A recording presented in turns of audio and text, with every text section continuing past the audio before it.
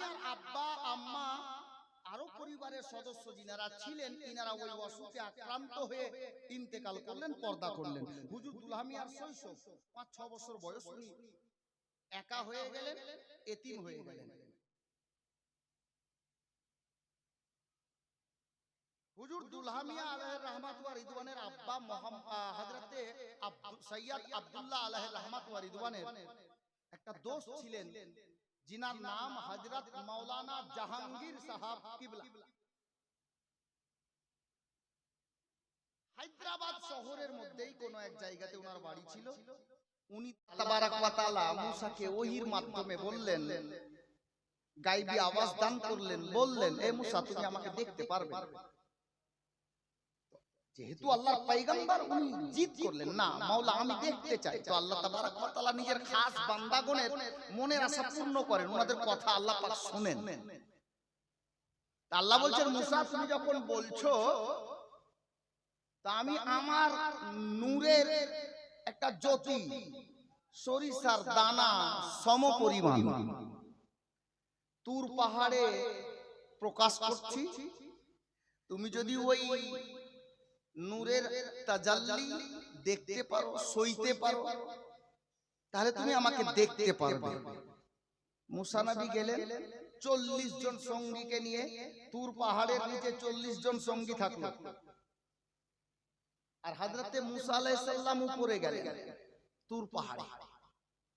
আল্লাহ পাক নিজের নূরের খাস নূরের তাজাল্লি যখন জাহির করলেন, প্রকাশ করলেন, তো ওই নূরের আলোর তাজাল্লি পাওয়া এত বেশি ছিল যে তুর পাহাড় পুড়ে গেল। আর মুসা নবী অজ্ঞান হয়ে পড়লেন, সইতে পারলেন না। উনি যে 40 জন সঙ্গী পাহাড়ের নিচে দাঁড়িয়ে ছিলেন, ইনারাও অজ্ঞান হয়ে গিয়েছিলেন। আমি বুঝাতে চাইছি, হযরতে মুসা নবীও আল্লাহকে দেখেননি। যদি আল্লাহকে কেউ দেখেছেন, তো আমাদের নবী মেরাজের রাতে ডাইরেক্ট বিনা হেজাবে, বিনা পর্দায় আল্লাহ তাবারক ওয়া তাআলাকে মাহবুবে খোদা, সারা কায়নাতের মালিক ও মুখতার, সমস্ত পয়গম্বরদের সরদার, শাফাতের কান্ডার, রহমতের ভান্ডার, দয়ার অবতার, মা আমিনার লাল মরুর দুলাল জনাবে মুহাম্মাদুর রাসূলুল্লাহ সাল্লাল্লাহু তাআলা আলাইহি ওয়াসাল্লাম আল্লাহকে ডাইরেক্ট দেখেছেন, তাছাড়া কেউ দেখেননি। আমি একটু মেজাজ তৈরি করছি। এবার আপনারা বলেন তো, কোরআনের তাফসীর কারক উনি বলছেন, ইয়া আইয়ুহাল্লাযীনা আমানুত্তাকুল্লাহ, হে ঈমানদারগণ তোমরা আল্লাহকে দেখে ভয় করো। প্রশ্ন যাচ্ছে, আল্লাহকে আমাদের নবী ছাড়া কেউ দেখেননি। আর এই আয়াতে কারিমার অর্থ বের হচ্ছে, এই ঈমানদারগণকে বলছেন তোমরা আল্লাহকে দেখে ভয় করো। এর মানে কি? আল্লাহকে তো নবী ছাড়া কেউ দেখেননি 18,000 মাখলুকাতে।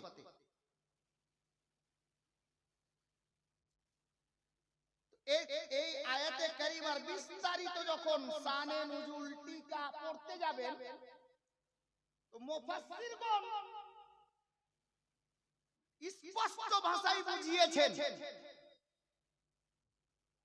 এই ঈমানদারগণ তোমরা আল্লাহকে দেখে ভয় করো। এর মানে হলো এই, আল্লাহ তাবারক ওয়া তাআলা নিজের বান্দা বান্দির প্রতি যেই আহকাম আরকানগুলি লাগু করেছেন, যেমন 5 ওয়াক্তের নামাজ ফরজ, রোজার মাসের রোজা ফরজ, হজ মালদারদের জন্য ফরজ, যাকাত সাহিবে নেসাবের প্রতি ওয়াজিব, কুরবানি সাহিবে নেসাবের প্রতি ওয়াজিব।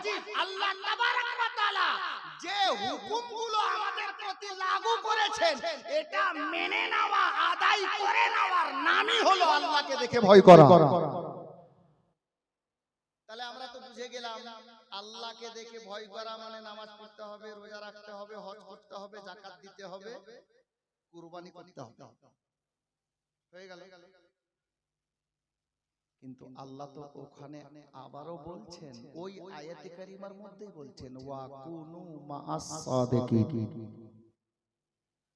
নামাজ পড়ো, রোজা রাখো, হজ করো, কুরবানি দাও, যাকাত দাও, শরীয়তের হালাল হারামের পার্থক্য করো, জায়েজ রোজগার করে খাও, যার যেটা হক আদায় করো। আর সাথে আল্লাহ বলছেন ওয়া কুনু মাআস সাদিকিন, ও সত্যবাদীদের সঙ্গী হয়ে যাও। সত্যবাদীকে সত্যবাদীকে খোঁজ করতে হবে। আসমাউল জি না, সারা দিনে যদি 100টা কথা বলে তো 98টা কথা মিথ্যা বলে। কে? আমাদের এলাকার মাস্টার মশাই জি না। সকাল থেকে নিয়ে সন্ধ্যা পর্যন্ত যদি 1000 কথা বলে, খোঁজ করে দেখবেন 800টা মিথ্যা বলেছে। তাহলে সত্যবাদী আসমাউলের মতো দুপাতা পাড়নেওয়ালা ছেলে হতে পারলো না। একজন মাস্টার হতে পারলেন না, ডক্টর হতে পারলেন না, ব্যবসায়িক হতে পারলেন না, কাজকর্ম করনেওয়ালা হতে পারলেন না। হয়তো বা হাজারে খোঁজ করলে এক একটা হতে পারে, যাকে আল্লাহর ওলি বলা হয়, তাতেও আবার সন্দেহ আছে। হতেও পারে নাও পারে, হতেও পারে নাও পারে, কিন্তু একটা জাত আছে দুনিয়াতে। আপ পয়েন্টে আসছে, শুনুন। একটা জাত আছে দুনিয়াতে 1400 বছর আগে থেকে চলে আসছে, যে জাতে গ্রামের নাম হলো আলে নবী আওলাদে আলী। নবীর আওলাদ আলে নবী, মাওলা আলীর ঘরানা, যারা দরকার পড়লে ওয়াদা করে নেই হাত দেব না, গলা কাটিয়ে দেব, তো তুলুন 1400 বছর আগের তারিখ। মাওলা আলীর বেটা নবীর নওয়াজা আলে নবী আওলাদে আলী শহরে মদিনাকে আলবিদা জানিয়ে মক্কায় যাচ্ছেন, মক্কা থেকে কুফায় যাচ্ছেন। কারবালার ময়দানে গিয়ে 6 মাস আগে ওয়াদা করেছিলেন মদিনা ছেড়ে দেব, মক্কা ছেড়ে দেব, হাত ইয়াজিদকে দেব না, গলা কাটিয়ে দেব। তারিখ গওয়া আছে, নবীর আওলাদ কারবালার ময়দানে গলা কাটিয়েছে, ইয়াজিদকে হাত দেয়নি। জোরে বলো, গলা কাটিয়েছে, ইয়াজিদকে হাত দেয়নি।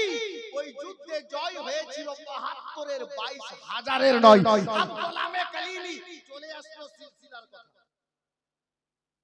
আমি বলবো একটাই জাত দুনিয়াতে নিঃসন্দেহে বেঁচে আছে, যাদের নাম, যাদের ঘরানার নাম হলো আলে নবী আওলাদে আলী, বংশের নাম হলো কুরাইশ বংশ।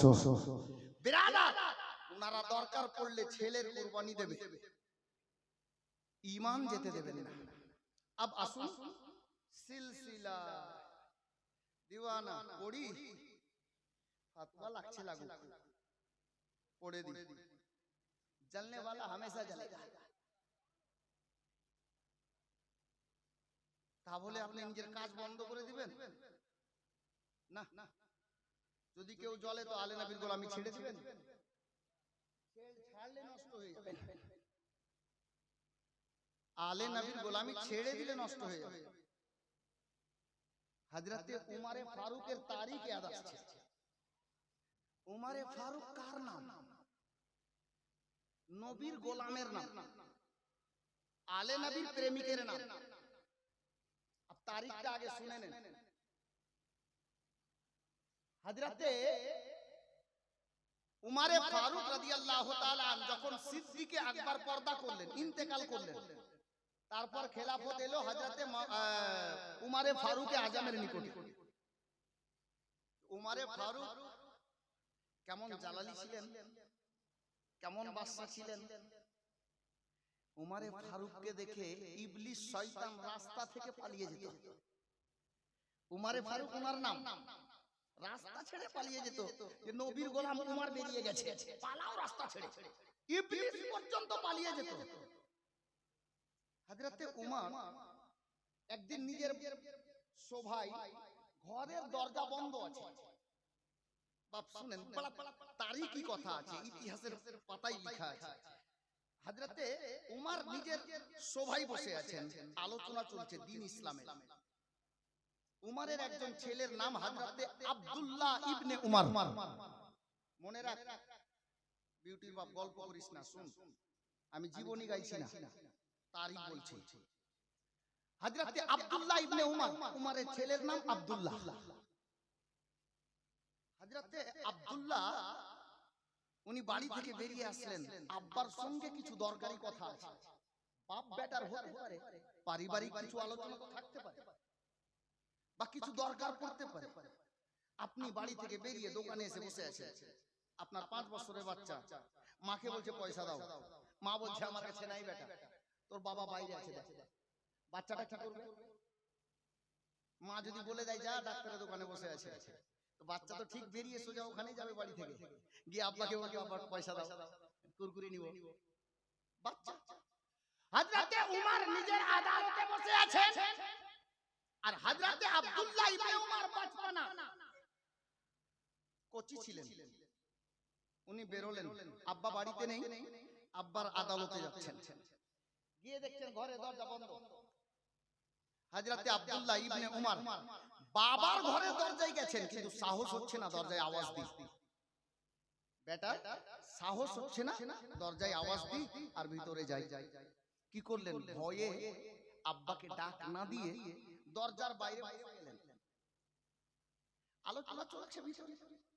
ঠিক কিছুক্ষণ পর মা ফাতেমার নূরে নজর, মাওলা আলীর জানের পিয়ারা, দয়ার নবীর নয়নের তারা, হযরতে শহীদ আজম তাজদারে কারবালা, হযরতে সৈয়দুস শুহাদা ইমাম হুসাইন নিয়ে আসছে। ওনারও বাচপানা। হযরতে হুসাইন এলেন, আব্দুল্লাহকে বলছে আসসালামু আলাইকুম ইয়া ইবনে উমর। উমরের বেটা আব্দুল্লাহকে সালাম দিলেন কে? হযরতে ইমাম হুসাইন, সমবয়স্ক, 19-20 বয়স। হযরত ইমাম হুসাইন বলছে আব্দুল্লাহ কি ব্যাপার ভাই, বাইরে এখানে কি করছো? তো বলছে আব্বার সঙ্গে একটু দরকার ছিল। ভাই হুসাইন তুমি কি উদ্দেশ্যে? বলে তোমার আব্বার সঙ্গে আমি একটু দেখা করতে এলাম, দুটো কথা আছে। তো আমার হুসাইন জিজ্ঞেস করছেন আব্বা কোথায় তোমার আব্বা? বলে ভিতরে সবাই বসে আছেন, আদালতে বসে আছেন, আলোচনা চলছে, দরজা বন্ধ আছে। তো আমার হোসেন বলছে হ্যাঁ রে তোর আব্বা ভিতরে আছে, তুই বাইরে থেকে আওয়াজ দিলি না দরজা খোলার জন্য? বলছে আমাকে ভয় লাগছে, আমি দরজা খুলতে বলতে পারিনি। হযরতে আব্দুল্লাহ ইবনে উমরের কথা, আল্লাহু আকবার। তো আমার হোসেনকে বলছেন ভাই তুমিও তো এলে আব্বার সঙ্গে দেখা করতে, তো আব্বার দরজা বন্ধ আছে। আমার হোসেন বলছে থাক আওয়াজ দিও না, বসে যাও। হোসেন বলছে বসে যাও। আমার হোসেন বসে গেলেন, আব্দুল্লাহ বসে গেলেন। এবার আব্দুল্লাহ আর ইমাম হুসাইনের আলাপ চলছে, যে দরজা খুলবে তখন দেখা করব, কথা হবে। গোলামে কালিমি আলে নবীর শান বলছি শোনো। হযরতে উমরে ফারুকের দরবার, হযরতে উমরে ফারুক, ওই উমর যাকে দেখে ইবলিস পালিয়ে যেত, হযরতে উমরে ফারুকের আলোচনা সমাপ্ত হচ্ছে, দরজা যেমনই খুলছে, একদিকে বেটা আব্দুল্লাহ দাঁড়িয়ে আছে, অপরদিকে নবীর নাতি সৈয়দুস শুহাদা ইমাম হুসাইন বাচপানা ছিল। হযরতে ইমাম হুসাইনের শৈশবকাল ছিল, হুসাইন দাঁড়িয়ে আছেন। হযরতে উমর বলছেন, উমর ইবনে খাত্তাব বলছেন ওগো মা ফাতেমার নূরে নজর, ওগো মাওলা আলীর নয়ন তারা, ওগো দয়ার নবীর পিয়ারা নাতি হুসাইনের পাক, আপনি দরজায় দাঁড়িয়ে কবে আসলেন? আমার হুসাইন বলছে ইমাম হযরতে উমরে ফারুক আজমকে যে আমি বহুক্ষণ আগে এসেছি। কি উদ্দেশ্যে? বলে দুটো কথা বলার জন্য আপনার সঙ্গে। তো উমর বলছে দরজায় আওয়াজ কেন দিলেন না? দরজায় আওয়াজ কেন দিলেন না? হযরতে ইমাম হোসেন বলছে, ওগো উমারে ফারুক, আমার নানার চাহিদা সাহাবী, হ্যাঁ, আমি এই জন্য আওয়াজ দিই যে আপনারই ছেলে আপনার সঙ্গে দেখা করার জন্য বসে অপেক্ষা করছে, যার জন্য আমি আর ওই শোভার চলাকালীন আমিও মনে করলাম না যে আওয়াজ দেওয়াটা ভালো হবে, যার জন্য আমিও পাশে বসে গিয়েছিলাম। এখানে বসে আমরা গল্প করছিলাম। আল্লাহু আকবার কবীরা। উমারে ফারুকের জবান শুনে আলে নবীর শানে বলছে, হযরতে উমর বলছে, এই ইমাম হুসাইন, এই নবীর পিয়ারা নাতি শহীদ ইমাম হুসাইন, হযরতে হুসাইনে পাককে বলছেন, মা ফাতেমার নূরে নজর শুনুন, আমি উমরের বেটার জন্য, উমরের আদালতে ঢোকার জন্য ইজাজতের দরকার আছে, ওয়ার্ডারের প্রয়োজন আছে, হুকুম নেওয়া প্রয়োজন আছে, কিন্তু আপনি আলে নবী, নবীর আওলাদ আছেন, আলে নবী আছে, উমর কেন বিশ্বের যে কোনো আদালতে আলে নবী ঢুকবে, ওয়ার্ডারের দরকার নেই।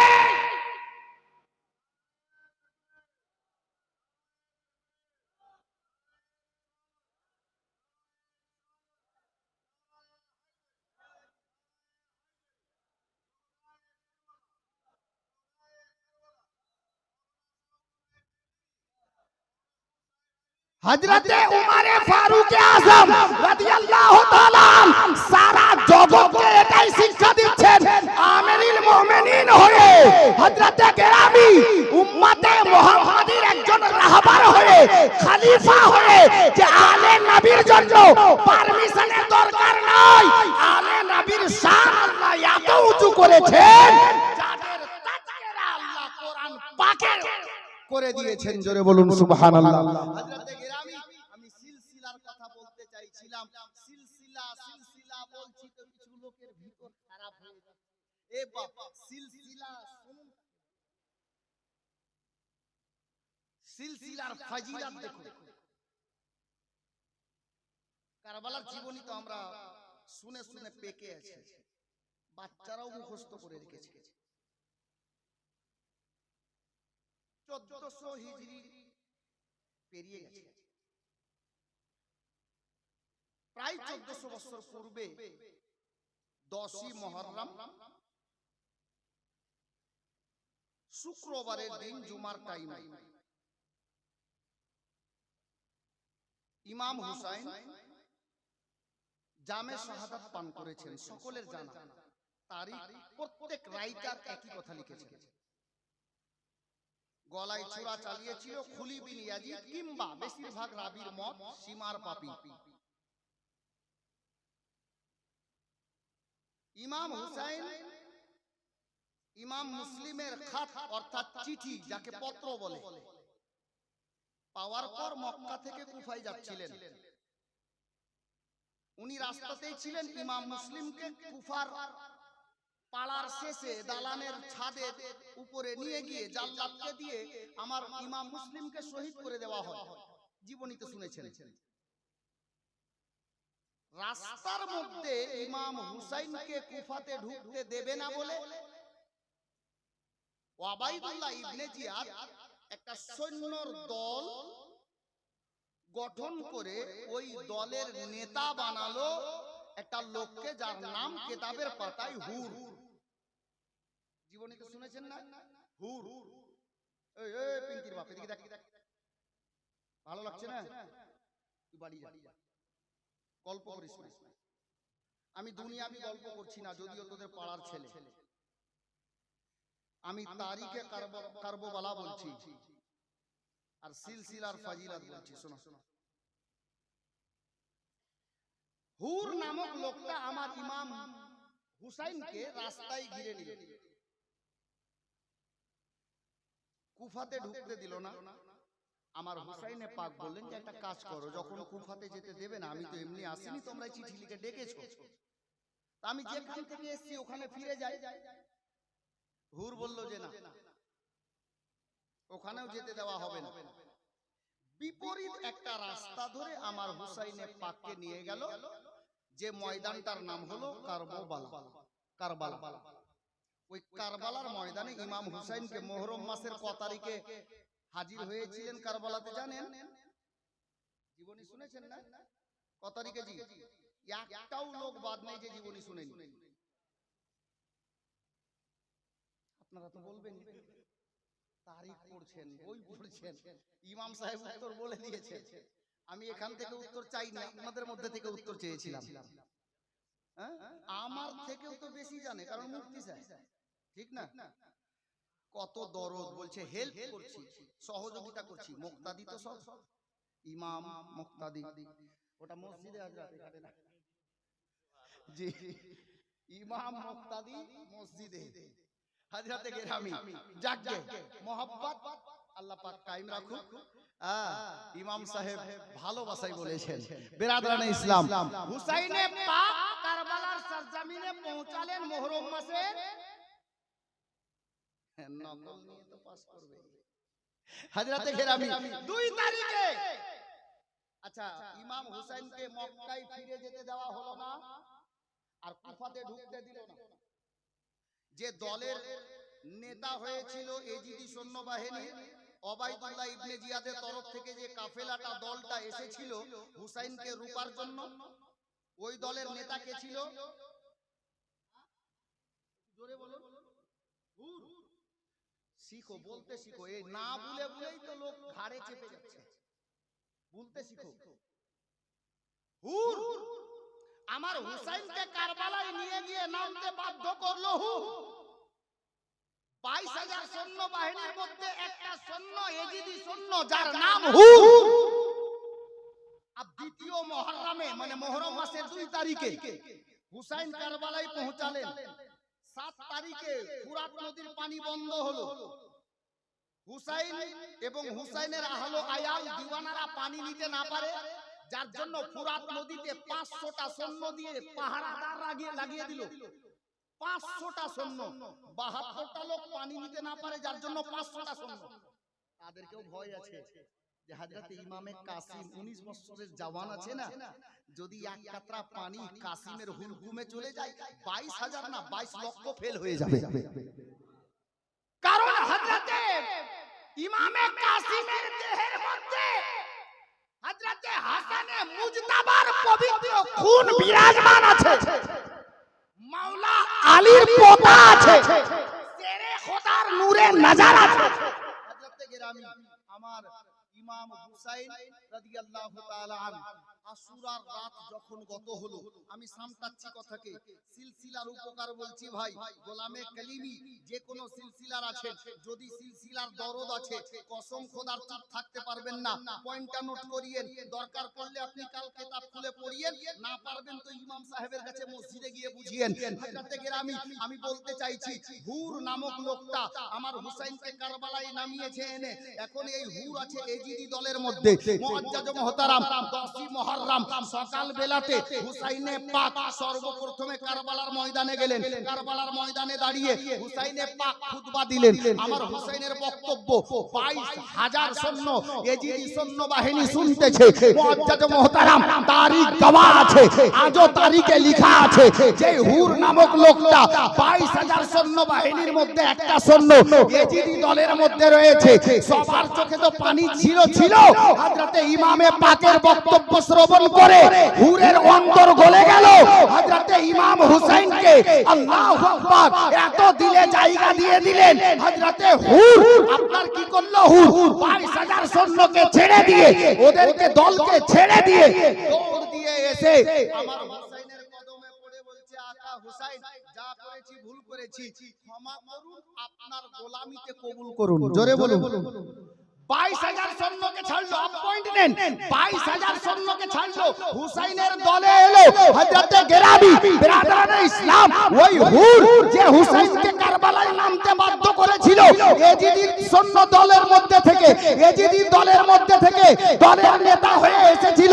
আজকে আমার হুসাইনের বক্তব্য শুনে আলে নবীর গোলাম হয়ে গেল, আওলাদে আলীর গোলাম হয়ে গেল, হুসাইনের দামানে চলে এলো।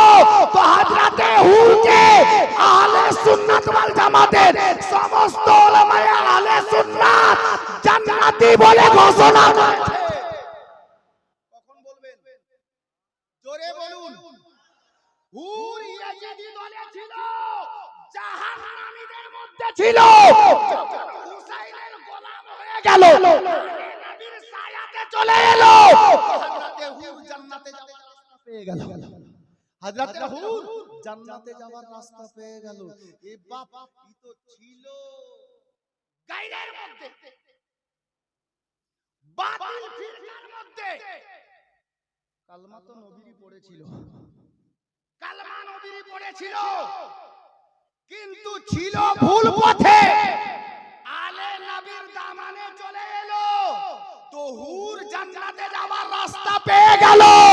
বলতে এটাই চাইছি, যতক্ষণ লোক পথ পুরুষ্ট হয়ে থাকবে এই জান্নাতের সুগন্ধিও পাওয়া যাবে না যতক্ষণ আলে নবীর দামানে না আসবে। হযরতে হুর আলে নবীর গোলামি পেয়ে গেল, হুসাইনের সিলসিলা পেয়ে গেল। তো হযরতে হুরকে সবাই জান্নাতি বলে জেনে গেল, সোহদা বলে জেনে গেল, শহীদ বলে জেনে গেল। আল্লাহর ফেরেশতারাও হযরতে হুরের মোহাব্বতকে সালাম করতে লাগলো। গোলামে কালিমি এজন্যই পড়েছিলাম, এজন্যই পড়েছিলাম কি সিলসিলা মিল গয়া। কখন কখন বলবেন, কখন বলবেন? জলনে वाला जलते रहे, बोलो ना यार। सिलसिला मिल गया कलीमी हो गए, सिलसिला मिल गया कलीमी हो गए, पीर ऐसा मिला जन्नती हो गए, पीर ऐसा मिला जन्नती हो गए, जिसने मुझ जैसे को ए तरीका दिया, जिसने मुझ जैसे को ये तरीका दिया, सैयदी मुर्शिदी शाह मसऊद पिया, सैयदी मुर्शिदी शाह मसऊद पिया। हजरत गिरामी बिरादरान इस्लाम, আপনি কি ভাবছেন সিলসিলা দেখে আলে নবীর তাজকিরা শুনে আজকাল কিছু মৌলবি জ্বলছে না? 1400 বছর আগেও জ্বলেছে।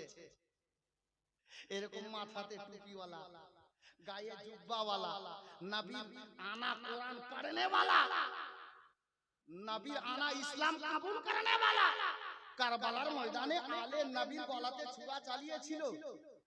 কোন আপনার কি বলে বেধর্মী নয়, নবীর কালমা পড়নে वाला মুসলমানই ছিল। আর কারবালার ময়দানে হুসাইনের বিপক্ষে, আলে নবীর বিপক্ষে। আজ যেমন আলে নবীর বিপক্ষে কিছু টুপি দাড়িওয়ালা আছে, সেই দিনও ছিল। জি, কারবালার ময়দানে আলে নবীর দুশমন ছিল, নবীর কালমা পড়নে वाला ছিল, হাফিজও ছিল, কারিও ছিল, মৌলভিও ছিল। জি, তারিখ তুলে দেখেন হযরত গিরামি। আলে নবীর সঙ্গে মোহাব্বত করুন, হযরতে হুরের সুন্নাত আদায় হবে, আপনাকেও লোক জান্নাতি বলে জানবে। জোরে বলুন সুবহানাল্লাহ। কিন্তু নামাজ রোজা ছেড়ে নয়, নামাজ রোজা ছেড়ে নয়। আপনি যদি বলেন যে আলে নবীর সঙ্গে মোহাব্বত করে নিলাম আর নামাজ পড়বো না, না বাবা, আপনি ভুল জায়গায় আছেন, ভুল জায়গায় আছেন, সম্পূর্ণ রূপে ভুল জায়গায় আছেন। জি, আলে নবীকে দেখেন কারবালার ময়দানে তলোয়ারের নিচে গলা, তবুও আমার নবীর আওলাদ সাজদায় আছেন। জোরে বলুন সুবহানাল্লাহ।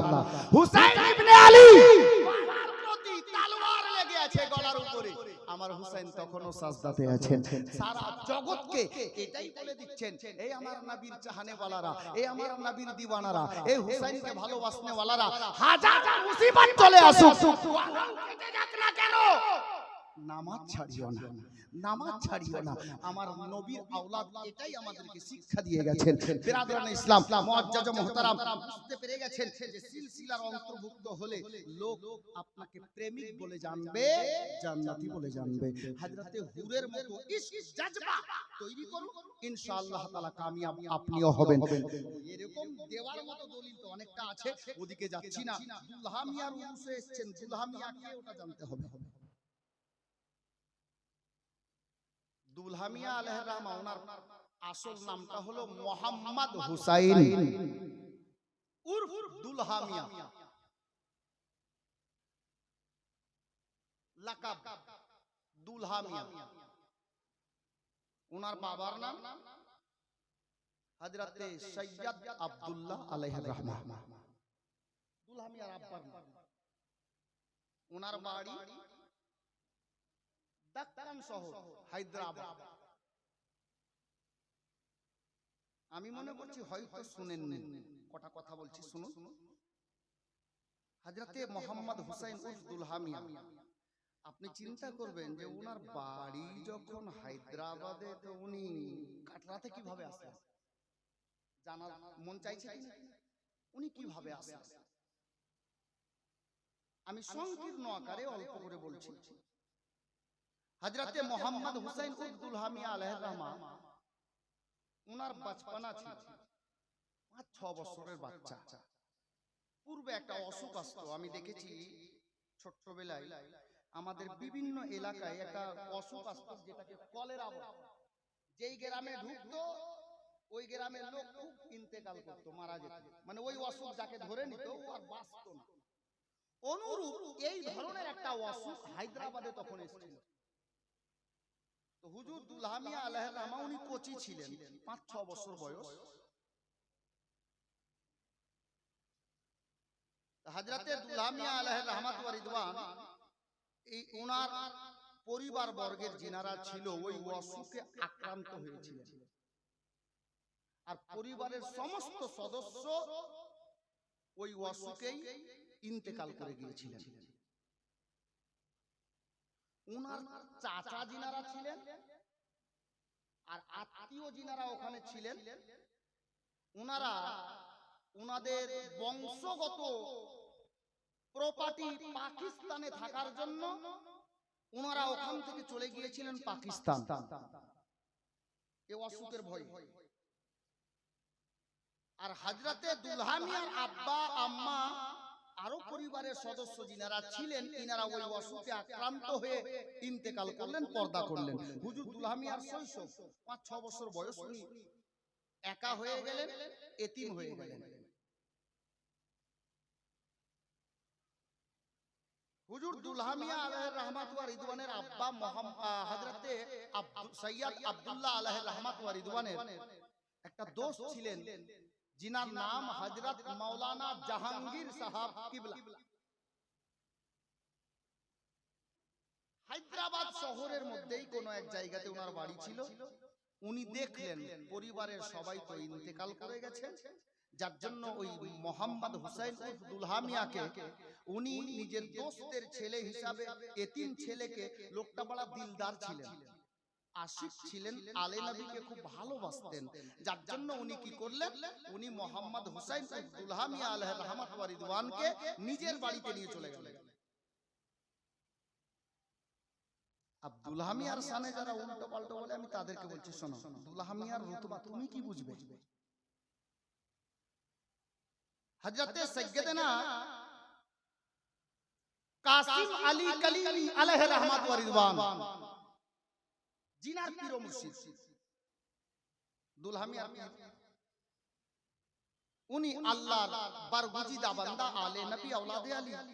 একদিন রাতের বেলায় তাহাজ্জুদ আদায় করার পরে হুজুর কাসিম আলী কালিমি একটু বিশ্রামের জন্য বিছানায় গেছেন। যেমন বিছানায় গেছেন, চোখটা লেগে গেছে, আর চোখ লাগাতেই হুজুর কাসিম আলী কালিমি একটা মিষ্টি স্বপ্ন দেখছেন। বড় अनोखा স্বপ্ন, লাজবাব স্বপ্ন, যার জবাব হবে না। আল্লাহু আকবার, কি স্বপ্ন! হযরতে সরকারে মদিনা সাল্লাল্লাহু তাআলা আলাইহি ওয়াসাল্লাম ওনার স্বপ্নে হাজির হয়ে গেছেন। জোরে বলুন সুবহানাল্লাহ। বিরাদরানে ইসলাম, কাসিম আলী কালিমি স্বপ্ন যোগে দয়ার নবীকে দিদার লাভ করছেন, ওনার জিয়ারত লাভ করছেন। হযরতে কাসিম আলী কালিমিকে আমার দয়ার নবী হযরতে কাসিম আলী কালিমিকে বলছেন, এই কাসিম আলী কালিমি, তুমি আরাম করছো বাবা? আমার একটা জিগার পারা, আমার বংশের একটা পরস্ফুটিত ফুল, যার নাম মোহাম্মদ হুসাইন, এতিম হয়ে গেছে, চাঁদের মতো চেহারা, একটা নূরের পুতুল, একটা সুন্দর চেহারা। আল্লাহু আকবার। আমার সেই আওলাদটা বেসাহারা হয়ে গেছে, তুমি ওই বাচ্চাটাকে নিজের কাছে নিয়ে এসো, নিজের কাছে নিয়ে এসো। স্বপ্ন যোগে দয়ার নবী বাচ্চাটার নকশা চেহারা কাসিম আলী কলিমকে বলে দিলেন। হযরতে কাসিম আলী কলিমের স্বপ্ন থেকে দয়ার নবী বিদায় নিলেন, উনার ঘুম ভেঙে গেল। কাসিম আলী কলিমি কি করলেন, তারপর জেগে গেলেন, তো জেগেই গেলেন। আল্লাহু আকবার। ফজর আদায় করলেন, বাচ্চাটাকে খোঁজ করতে লাগলেন, কোথায় গেলে সেই বাচ্চাটাকে পাওয়া যায়। খোঁজ করতে করতে করতে করতে ডানে বামে বিহারে বাঙ্গালে যেদিকে উনার মন চেয়েছে সেদিকে বাচ্চাকে খোঁজ করতে গেছে, কারণ দয়ার নবী বলেছেন। মুআজ্জাজ ও মুহতারাম হযরতে সাইয়েদনা কাসিম আলী কলিমি দিল্লি এলাকাও খোঁজ করে ফেললেন, কিন্তু হযরতে দুলহা মিয়ার যে নকশাটা বলে দেওয়া হয়েছে উনাকে খোঁজ করে পাওয়া গেল না। অবশেষে হযরতে কাসিম আলী কলিমির দু তিনজন জাহানেওয়ালা আশিক প্রেমিক মুরিদের মধ্যে মুরিদ ছিল হায়দ্রাবাদ শহরে। উনি বাচ্চার খোঁজে চলে গেলেন শহরে হায়দ্রাবাদ। হায়দ্রাবাদে যখন গেলেন, গিয়ে নিজের মুরিদানদের সঙ্গে দেখা হলো, সাক্ষাৎ হলো। আর এই মাওলানা জাহাঙ্গীর সাহেব উনিও আলে নবীর খুব প্রেমিক ছিলেন, ভক্ত ছিলেন। উনিও এসে হাজির হলেন। হযরতে কাসিম আলী কলিমিকে নিজের বাড়ি দাওয়াত করে নিয়ে গেলেন। হুজুর কাসিম আলী কলিমি ওনার বাড়িতে গেলেন। আল্লাহু আকবার। যা খাবার দাবার হলো। আর ওই বাড়িতে থাকতে থাকতেই হঠাৎ করে আচানক কাসিম আলী কলিমির নজর মোহাম্মদ হুসাইনের উপরে, হুজুর দুলহা মিয়ার উপরে। হযরতে কাসিম আলী কলিমি দুলহা মিয়াকে যেমনই দেখেছেন, নবী পাক স্বপ্নে যা যা বলেছেন মোহাম্মদ হুসাইনের নকশার সঙ্গে সেই কথাগুলো মিলে যাচ্ছে। জোরে বলুন সুবহানাল্লাহ।